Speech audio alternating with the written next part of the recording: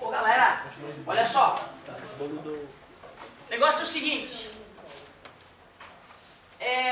Terminando o volume 4, já engrenando no volume 5, porque é a continuação natural da termodinâmica. O que foi de suma importância que nós vimos nessa área até agora? Equação geral dos gases perfeitos, volta e meia tu vai precisar, em termodinâmica ou não. Equação de Clapeyron, mesma coisa. Agora, termodinâmica mesmo, trabalho de um gás, não vai ter avisando no formulário que a área é igual ao trabalho, não vai ter isso. A mais importante de todas, a lei da conservação de energia da termodinâmica, chamada de primeira lei da termodinâmica. E agora, eu só te mostrei um pouco melhor a origem da energia interna de um gás, que é do tipo, e eles podem te cobrar isso na teoria, perfeito. Só tem alguns detalhes. Quando nós estudamos o PVT-Povotó, nós vimos que tinha alguns tipos de transformações. Quais eram essas transformações gasosas? Isotérmica, legal, isocórica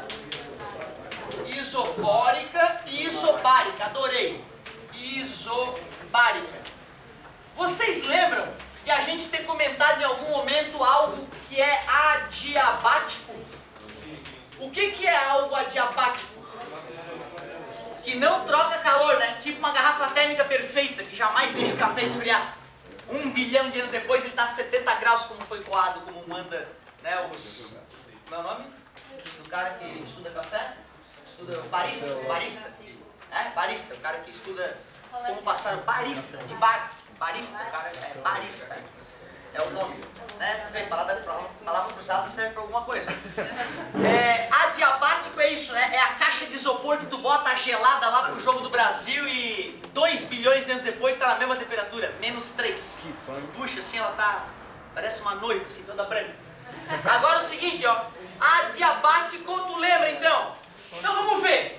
Como é que será que ficaria a primeira lei da termodinâmica numa transformação isotérmica? O que será aí que vai ser anulado? Não foi o ΔU que permanecia zero? Porque dizer que ela é isotérmica é quase a mesma coisa que dizer que no final completa e volta para a mesma região, né? Ou seja, o U inicial é igual ao U final, por isso que a fórmula fica resumida. Não quer dizer, meu querido, que tu precise decorar isso. Tu só tem que entender que isotérmica, temperatura inicial igual a temperatura, isso leva a energia interna inicial igual a energia interna, logo ΔU fica zero. Tu vê, né? Aí a apostila já prepara isso para ti, para tu meio que decorar. Não, eu quero automatizado isso. Sabe que é isotérmica, lembra que o ΔU é zero. O que é isocórica? Mesmo volume. Quando o volume é constante, o que zera? O trabalho é zero, né? Porque ΔV é zero. Então, ó, V inicial igual a V final. Logo, ΔV é zero. Como o trabalho é P vezes ΔV, o trabalho fica, claro, não expandiu nem comprimiu. Como é que ficou a lei sem o trabalho? Q igual a ΔU. E, finalmente, isobárica, o que é constante? O fato de a pressão ser constante não muda em nada a minha fórmula. Só me permite que o W seja calculado por P vezes ΔV. Essa fórmula fica válida e a segunda lei não muda em absolutamente nada. Porém, o que é adiabático? Q igual a zero. Bota zero no Q, fica assim, ó. W mais ΔU. Mais passa menos. Tanto faz onde é que fica o menos, né? Isso aqui, muitos de vocês usam no dia a dia. Essa transformação. Se bem que a maioria rolou hoje, né? Mas alguns ainda devem ter o de sprayzinho, né? O de sprayzinho. Por que dá pra dizer que essa expansão é adiabática? Porque ela ocorre tão rapidamente que não dá tempo do ambiente esquentar o gás. Tanto que ele sai gelado. Por que ele saiu gelado? Porque a expansão dele foi às custas da variação da sua energia interna. A temperatura dele diminuiu para que ele se expandisse, certo? Então um grande exemplo desse caso aqui adiabático é o apertar lá da válvulazinha do desodorante aerosol. Muito bem. Ah, o amigo falou, né, professor? Segunda lei da termodinâmica. Para que tu entenda a segunda lei da termodinâmica, eu vou querer que tu estude aqui comigo o esboço de uma máquina térmica.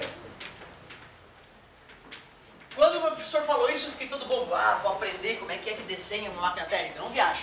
É só é uma coisinha boba ali para o cara poder pensar melhor. Ó a minha máquina, ó. Ó a minha máquina. Super moderna. Toda máquina térmica tem que funcionar entre duas fontes de energia. Uma é chamada fonte quente e a outra é chamada fonte fria. Professor, as fontes são sempre em formato de meia-lua? Não, querido. Quer ver? Ó, vamos fazer a máquina do amor. Pronto. Ó. Tá vendo? É uma máquina. Tá beleza? Tu fica à vontade. Então, assim, o professor gosta de triângulos. Olha que legal. Olha a tua fonte quente. Tá bom? Eu te digo isso porque na minha mente de adolescente, eu olhava o professor fazendo a meia-lua e aí eu queria fazer meia-lua também, entendeu? Aí o cara vê um quadrado no vestibular como fonte. Oh, não é uma fonte porque era meia-lua. Pelo amor de Deus, é um símbolo idiota. Da onde vem o calor para a máquina funcionar? Da fonte quente ou da fonte fria? Né? Faz todo sentido. Depois que parte desse calor da fonte quente chegou na máquina, o gás da máquina se expande, realizando toda a energia vai ser convertida? Não. Infelizmente não, porque o gás é safadinho, uma parte de energia ficou dentro dele, né? Energia em... Aí eu vou ter que resfriar esse gás, porque se eu continuar com ele se esquentando um pouquinho todo o ciclo, uma hora a máquina explode. Então eu tenho que jogar esse calor que eu não aproveitei para fora. É o calor que eu jogo para a fonte fria. Deixa eu ver se tu está entendendo. 1.300. Lembra? R$1.000, 300 tu usa, 700 tu joga fora. No caso do carro, adivinha quem é a fonte fria? A atmosfera. O planeta Terra.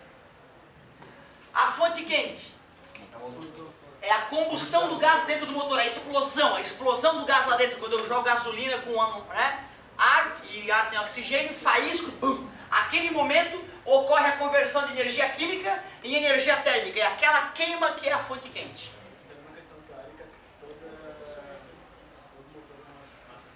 Todo motor é uma máquina térmica, turbinas, geladeiras, certo? Todos os motores são máquinas térmicas. Agora olha só que interessante, pela lei da conservação, o que tu me permitiria escrever? O calor da fonte fria pode ser? Mais o calor da fonte quente é igual ao total. Quase. Quem é o total que está chegando, galera? O da fonte quente. Então o calor da fonte quente é igual. O que está saindo? O calor da fonte fria mais o trabalho. Aí eu passaria esse para lá para escrever assim, ó. O trabalho que uma máquina realiza é o calor da fonte quente menos o calor da fonte fria. É o que eu recebo menos o que eu perco. Faz sentido? Tranquilo, né?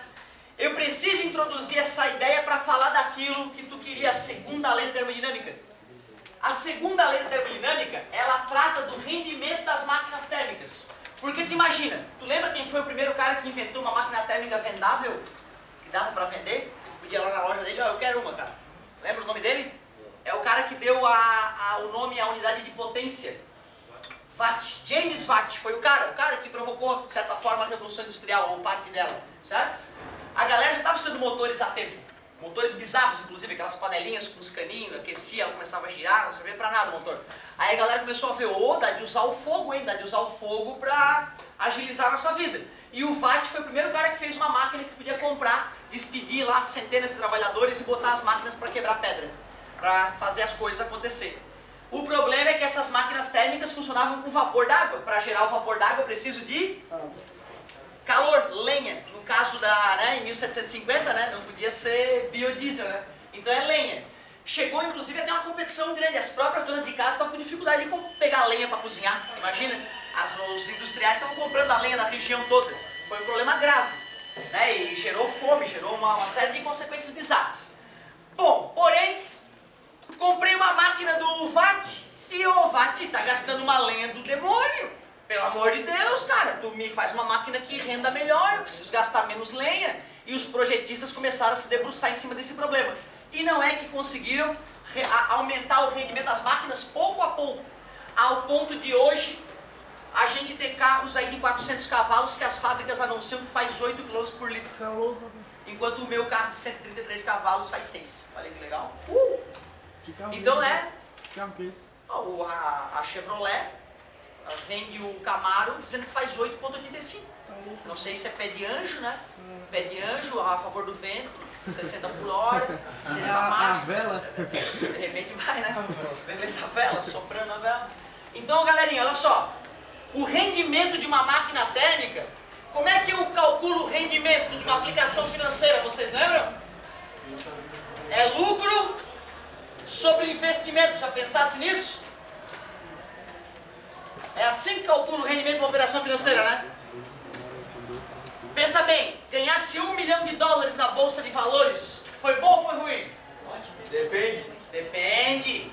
Se tu investiu 1 centavo, tu é um gênio. Se tu investiu 1 trilhão, tu é uma mula. Tá entendendo? Rendimento não é o quanto tu ganhou, meu querido. É o quanto tu gerou com o teu investimento. E é só fazer aquela conta, ó. Certo? Ganhou 100 pila investindo R$1.000, 0,1, 10%. Genial. Genial. Pô, incrível. Era as ações da Petrobras quando ela estava sendo mais ou menos bem administrada. Beleza? Agora o seguinte, ó. Qual é o lucro que eu espero da máquina térmica? É o trabalho, não é? E o que eu estou investindo para ela funcionar? É o calor da fonte quente, né? Não preciso nem dizer que é da fonte quente, é só chamar de quê? Isso aqui pode dar 100%? Jamais! Isso é a segunda lei da termodinâmica. Que o rendimento de uma máquina térmica jamais atingirá? Jamais! Isso é a segunda lei. Uma máquina térmica jamais atingirá um rendimento de 100%. Muito bem, valeu galerinha! Pô,